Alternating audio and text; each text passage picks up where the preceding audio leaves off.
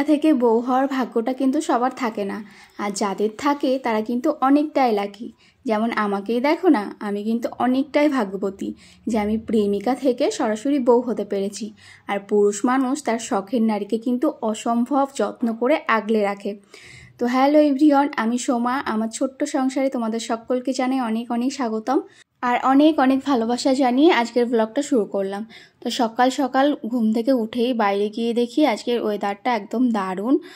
সকাল সকাল একটু ঝিরিঝিরি বৃষ্টিও হয়ে গেছে আর আকাশটা কিন্তু মেঘলা, দারুণ মিষ্টি হাওয়া দিচ্ছে। ওই কারণে একটু বেলকনিতে দাঁড়িয়ে গেলাম চুপচাপ। আর কালকে যেহেতু তোমাদের দাদাভাইয়ের সঙ্গে একটু কথা কাটাকাটি হয়েছে আমার, ওই জন্য মনটা একটু খারাপ ছিল। তো সকালবেলায় ঘুম থেকে উঠেই তোমাদের দাদাভাইকে দেখতে পাইনি। এবার নিচের ঘরে এসে দেখি, দেখো এদিকেও সমস্ত কিছু রান্নাবান্নার জোগাড়যন্ত্র শুরু করে দিয়েছে। কেননা কালকে থেকেই আমার একটু মন খারাপ হয়ে রয়েছে, ওর ওপর একটু রাগারাগি করেছি। ওই জন্য সকাল সকাল মন ভালো করার জন্য দেখো চলে এসছে নিচের ঘরে, আমাকে না জানিয়ে না ডেকে। আমি তো ঘুমোচ্ছিলাম, আমি তো কিছুই জানি না। তো এসে দেখি এইদিকে একটা কাঁঠাল নিয়ে এসেছিলো, এটাই কাটাকাটি শুরু করে দিয়েছে। কারণ আজকে হবে কাঁঠালের এঁচড়। এই বছরে আজকেই আমরা প্রথম কাঁঠালের এঁচড় খাচ্ছি।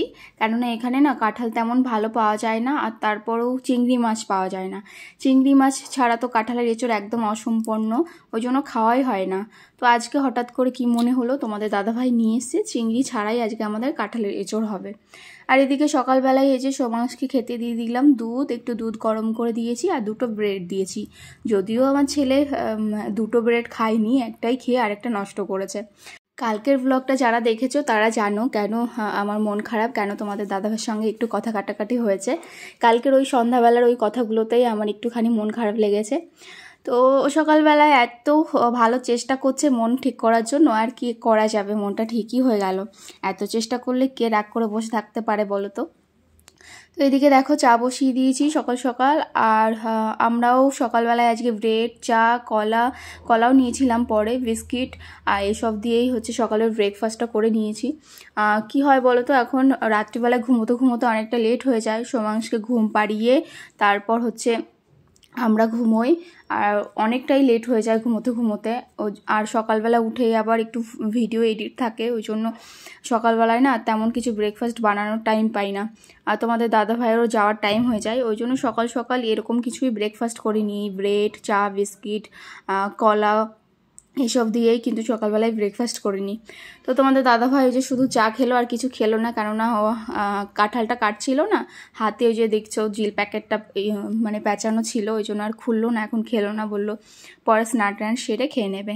তো এদিকে দেখো কাঁঠাল কাটা হয়ে গেছে, আর এবার হচ্ছে পেঁয়াজ ওগুলো সব কাটছিল। আর আমি দেখো এসে জ্বালাতন করছিলাম, মানে কামড়ে দিচ্ছিলাম, মানে এক কথায় জ্বালাচ্ছিলাম ওকে।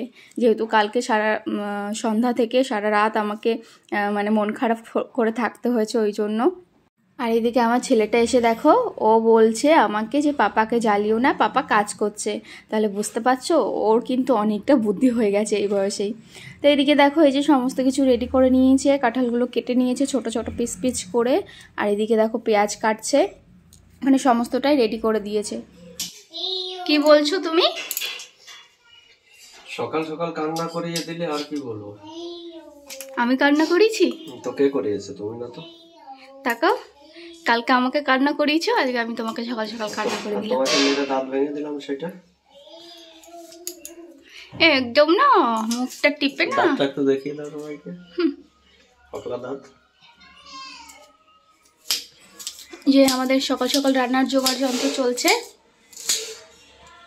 কালকে একটু চা বানাতে বলেছি বলে তোমার কষ্ট হয়ে গেছে, আজকে এত কাজ করছো, কষ্ট হচ্ছে? আজকে এখনো দোকানে যাইনি, ঘরে আছি। তো একদম সকালবেলায় ঘুম থেকে উঠে আমাকে সমস্ত কাজ গুছিয়ে দিয়ে এই যে দেখো এখন নিজে স্নান সেরে রেডি হয়ে গেছে বেরোনোর জন্য।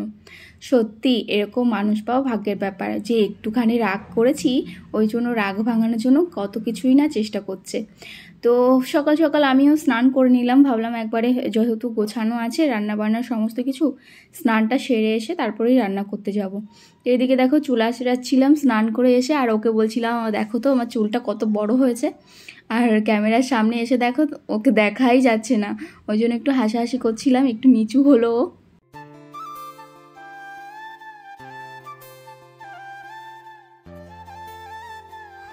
তো তোমাদের দাদাভাই বেরিয়ে গেল আর স্নান টান তো করে নিয়েছি আজকে সকাল সকাল। আর এই যে দেখো, এটা আমাদের ঘটে জমানোর পয়সা দিয়ে গেছে। রোজ দিনই দিয়ে যায় ঘটে জমানোর জন্য কিছু কিছু পয়সা যাওয়ার সময়। পাপা কে দিয়েছে? পাপা দিয়েছে। আর পাপা কোথায় গেল দেখনি? চলো, আমার পাগলাটা স্নান হয়নি, পাগলাটাকে স্নান করিয়ে দিলে হয়ে যাবে আমাদের সকলের স্নান, তাই না বাবা? মাম্মা চান করেছে। চল বাবা, পাপা দেখতে এসছো? তাই কই পাপা? ওই তো।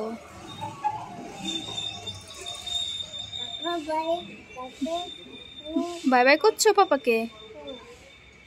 আচ্ছা, এসেছে দেখি। আরে বাবা, কি নিয়ে এসছো তুমি? দেখি, দেখা। ফুল নিয়ে এসেছো? আরে বাবালি, তুমি আন্টিজির জন্য ফুল নিয়ে এসছো? মাম্মা কার সঙ্গে এসছো? আপন সে? আপন সে তুমি?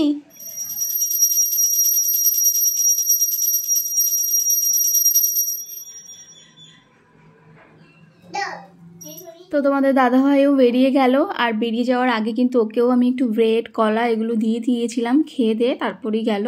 আর তারপর আমি এই যে চলে এসেছি রান্নাবান্নার দিকে। এদিকে দেখো, এই যে কাঁঠালগুলো ভালো করে ধুয়ে নুন হলুদ দিয়ে সিদ্ধ করে নিয়েছি।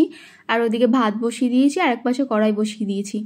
আজকে রান্না হবে হচ্ছে কাঁঠালের এঁচোড় আর হচ্ছে পটল ভাজা। আর ঘরে তেমন কোনো সবজি নেই, ওই জন্য পটল ভাজাই করতে হবে। তো এইদিকে দেখো, এই যে সমস্ত কিছু গুছিয়ে নিয়েছি। কাঁঠালটাকে সিদ্ধ করে নিয়েছি, আলুটা কেটে নিয়েছি, আর পেঁয়াজ তো তোমাদের দাদাভাই কেটে দিয়ে গেছিলো। মশলার সমস্ত কিছু গুছিয়ে দিয়ে গেছিলো, আমি শুধু পেস্টটা করে নিয়েছি। আর এখন হচ্ছে একটু টমেটো আর ধনেপাতা কেটে নিলাম। আর তারপর আলুটাকে ভেজে নিয়ে সিদ্ধ করা কাঁঠালটাকেও কিন্তু হালকা করে ভেজে নিয়েছিলাম। আর এবার দেখো, এই যে কড়াইতে সমস্ত মশলাটা ভালোভাবে কষিয়ে টমেটো দিয়ে আর তার মধ্যে ভেজে রাখা কাঁঠাল আলুটা ঢেলে দিলাম।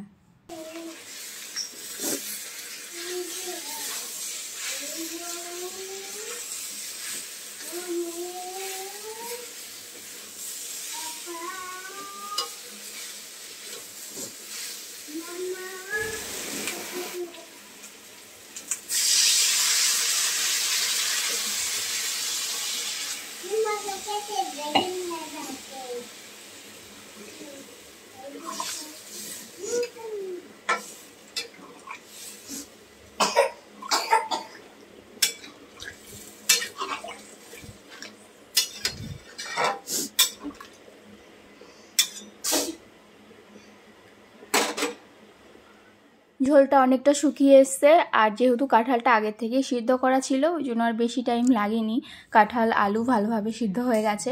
আর এখন দেখো, নামানোর আগে একটু গরম মশলা, একটু জিরে পাউডার, ভাজা জিরে পাউডার, আর হচ্ছে একটু ধনেপাতা যেগুলো কুচিয়ে রেখেছিলাম ওগুলোই দিয়ে দিলাম। আর তারপর আর একটু নাড়াচাড়া করে আর একটু ঝোল শুকালে তারপর নামিয়ে নেব। আর এর মধ্যে তো চিংড়ি মাছ দিলে তো একদম অসাধারণ হয়ে যেত। যদিও খেতে ভালো লেগেছিল, কিন্তু চিংড়ি মাছ দিলে ব্যাপারটা আলাদাই হয়।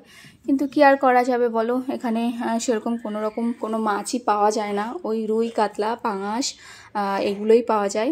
আর একদম মানে ছোট ছোট মাছ যে পাওয়া যায়, বড় বড় চিংড়ি বলো বা অন্য যে মাছগুলো আছে সামুদ্রিক মাছ, ওগুলো কিন্তু কিছুই পাওয়া যায় না। তো রান্নাবান্না শেষ করে এই যে এখন ছেলেকে স্নান টান করিয়ে এনে খাওয়াচ্ছি ওকে। আলু সিদ্ধ আর ডিম সিদ্ধ দিয়ে ভাত খাচ্ছে। যেহেতু আজকে কাঁঠালের এঁচোড় রান্না করেছি, ওটা অনেকটা ঝাল হয়েছে, ওই জন্য খেতে পারবে না, ওই জন্য শুধু সিদ্ধ দিয়েই খাওয়াচ্ছিলাম ভাতটা। আর পাজিটা দেখো, ভাত না খেয়ে শুধু ডিমটা নিয়ে লুকিয়ে লুকিয়ে খেয়ে নিচ্ছে। মানে এরমই করে ও, খেতে গেলে না শুধু ডিমটা নিয়ে খেয়ে নেবে আর ভাতটা খেতে চায় না।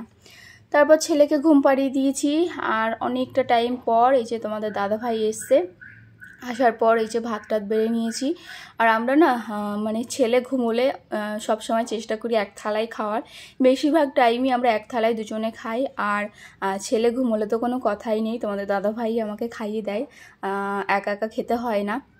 তো এই ব্যাপারগুলো আমার অনেক ভালো লাগে। সত্যি তোমাদের বললাম না, পুরুষ মানুষ কিন্তু শখের নারীকে কিন্তু অনেক ভালোবেসে যত্ন করে আগলে রাখে। ঠিক তেমনটাই হয়েছে আমার ক্ষেত্রে।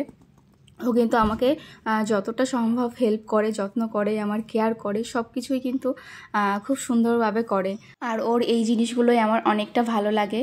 একটা কথা খুব মনে পড়ে, বিয়ের পরপরই আমাদের কিন্তু সকলে বলতো যে আমাদের সংসারটা নাকি টিকবে না, কারণ আমাদের দুজনারই অল্প বয়স। তাছাড়া তখন কিন্তু তোমাদের দাদাভাই কিছু করতো না, মানে বেকার ছিল। তো এই কারণে আমাদের অনেকে অনেক কিছু শোনাতো যে আমাদের সংসার টিকবে না, এখনই চলে আসতে আমাকে, পরে গিয়ে আমাকে পস্তাতে হবে। তো তাদেরকে বলি, দেখো আমরা দুজনে কত ভালো আছি, কত সুন্দর আছি। সত্যি কথা বলতে টাকা পয়সাই কিন্তু সব না। দুজনের প্রতি ঠিক থাকলে না টাকা পয়সা কোনো ম্যাটারই না। দুজন সারা জীবন ভালোবেসে এভাবেই কাটানো যায়। তো তাদেরকে বলি, দেখো এই যে 5টা বছর হয়ে গেল আমাদের একসঙ্গে, আর তারপর কিন্তু আমাদের কোলজুর একটা ছোট্ট পুচকেও এসছে। তো সবাই মিলে আমরা কিন্তু অনেক ভালো আছি, হ্যাপি আছি। শুধু টাকা পয়সায় সব কিছু হয় না, মানসিক শান্তিটাই কিন্তু সব।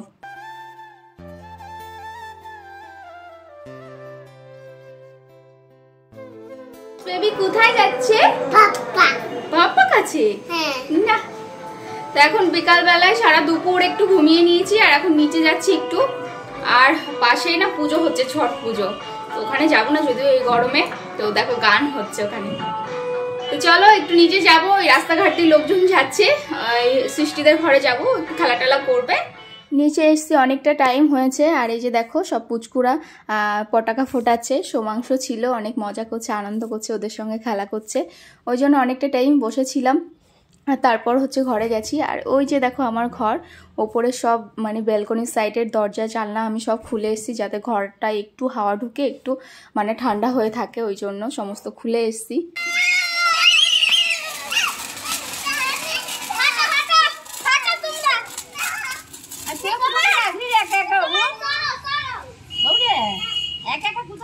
তোমাদের দাদাভাই চলে এসছে ঘরে, অনেকটা টাইম হয়েছে। আর ঘরে না দুটো ভুট্টা ছিল, তো তোমাদের দাদাভাই দেখো নিয়ে এসেছিলাম আমি নিচের ঘরে, ও বললো দাও আমি পুড়িয়ে দিচ্ছি। তো এই যে দেখো ভুট্টাটা পুড়িয়ে দিচ্ছে। সত্যি সারাদিন কাজ করে এসে এখন আমার এই ছোট্ট ছোট্ট বায়নাগুলো পূরণ করছে। আর এদিকে দেখো হবে সিমুই, আমি বলেছিলাম যে সিমুই খেতে ইচ্ছা হচ্ছে একটু, নিয়ে এসো আসার সময়। তো এই যে দেখো এদিকে সমস্ত কিছু নিয়ে এসছে, ঘরে দুধ ছিল না ওই জন্য প্যাকেট দুধ নিয়ে এসছে, আর সঙ্গে সিমুই, চিনি, কিশমিশ যা যা লাগবে ওইটা। তো এই যে দেখো ভুট্টাটা পোড়ানো হয়ে গেছে, আমি খাচ্ছিলাম। আর এদিকে দেখো ও সিমুইটাও বসিয়েই দিল, মানে ওই রান্না করে খাওয়াবে বললো তোমার খেতে ইচ্ছা করছে যখন আমি তোমাকে রান্না করে খাওয়াই। তো সত্যি তোমরাই বলো এরকম মানুষ পাওয়া ভাগ্যের ব্যাপার কিনা। তো এই যে আমি ভুট্টা খাচ্ছিলাম আর ওর সঙ্গে দুষ্টুমি করছিলাম। আর দেখতে দেখতে এদিকে আমাদের সিমুইটাও রেডি হয়ে গেল। তো ওই বানিয়েছে যেহেতু, আমি ওই জন্য বেড়ে নিয়ে যাচ্ছিলাম, দুজনে মিলে একসঙ্গে বসে খাবো ওই জন্য। তো চলো আজকের মতো তাহলে ভিডিওটা এখানে শেষ করলাম।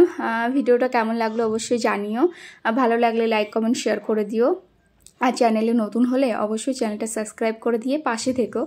তো চলো দেখা হবে কালকে নতুন আরেকটা ভিডিওর সঙ্গে। সবাই ভালো থেকো, সুস্থ থেকো। আর হ্যাঁ, আরেকটা জিনিস আমাকে কমেন্টে জানিও তো, কারা কারা প্রেমিকা থেকে বউ হওয়ার সুযোগ পেয়েছো, মানে নিজের ভালোবাসার মানুষটাকে নিজের স্বামী হিসাবে পেয়েছো।